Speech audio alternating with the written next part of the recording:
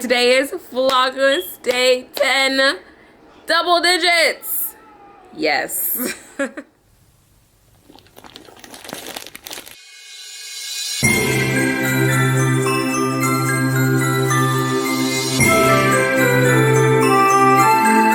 Hey guys, it's me, Allegra, and I am a travel nurse who likes to inspire all nurses, new, old, and aspiring to be the best nurse that you can be, because you will be.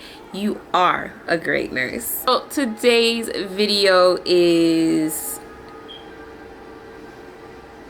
something that I ran along the way so far in my travel nursing journeys, is meeting new grads.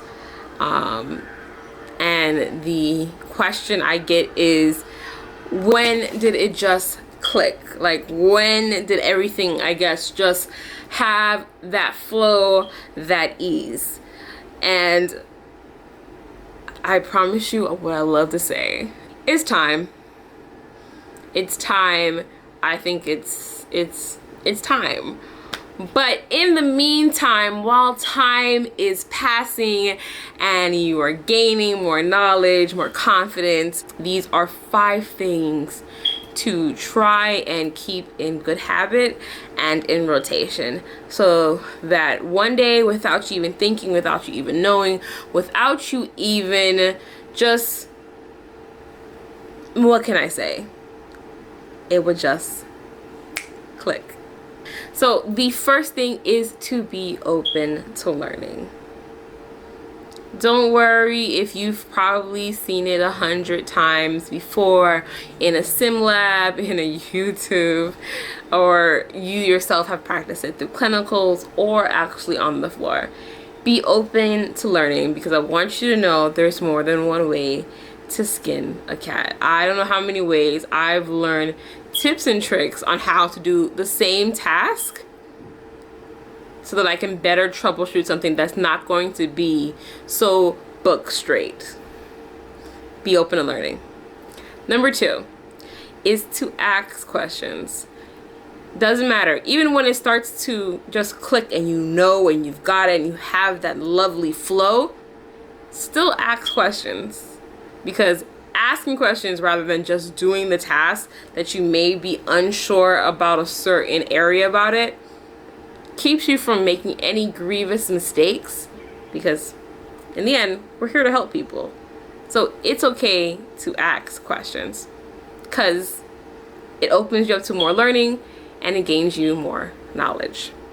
3, know meds before passing them. I don't know how many new meds that I've come across that I have to look up and be like, what is that one? I think when COVID happened, there was a arthritis pill that I didn't know of, and I was like, why are we giving this to COVID patients? Like, I'm seeing this on their med list. And so I looked it up, and there was also a lovely doctor, I forget which state I was in, but there was a lovely doctor, and he explained the reason as to why they were giving this medication to COVID patients.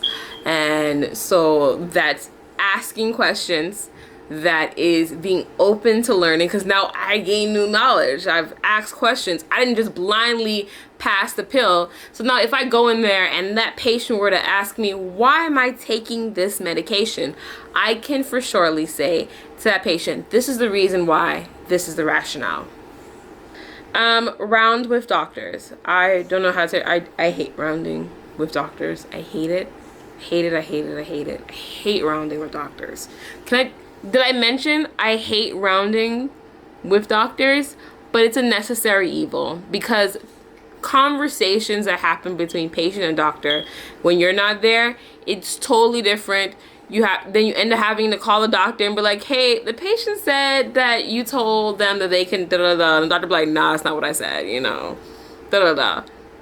And sometimes the notes don't even fully reflect the actual plan of care that the doctor wants to carry out.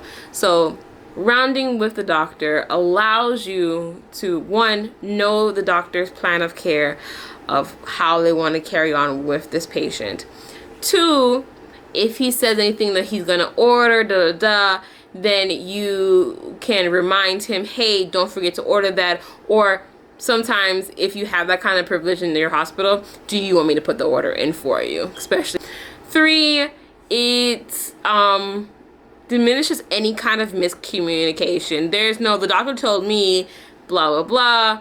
And 4, if you know your patient's one of those patients that asks questions multiple times and waits for the doctor to leave, you can also remind them, hey, remember you have that question that you want to ask the doctor?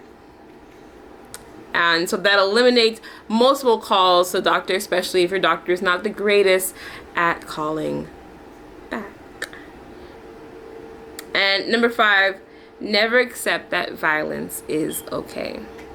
And that is from anybody. Okay, I'm not talking about criticism, constructive criticism, but actual violence. It's verbal, that's physical, that is emotional, because nurses eat their young it's real. Sorry, it's real. Nurses eat their young. It's real. Especially if you get a nurse who is in their burnout phase. And it doesn't matter how, like, I feel like when I say that, new graduates are just like, well, then it should come out the field. And I'm like, ma'am, you're going to feel burnout phase and you're not even going to know that you're in burnout. It's wild. Never said that violence is okay. Always go to your charge nurse. You know what your special codes are. Most hospitals use code gray for when there's a show of violence, so that security and other personnel that can help can be shown. And also just be aware of your surroundings. I know they're patients, I know they're sick, but sometimes violence can occur along with them as well. Never block yourself into a corner. Always have a way out to the door so that the patient cannot get between you and your exit. So you have to be just mindful of all of that as well.